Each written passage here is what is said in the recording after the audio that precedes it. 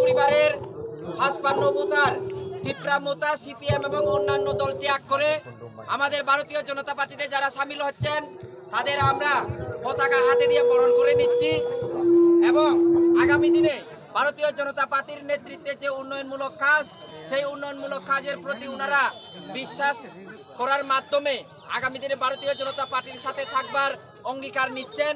সেই কারণে আমি সবাইকে অনুরোধ করব আমার সাথে বলুন ভারত মাতা কি বিজেপি।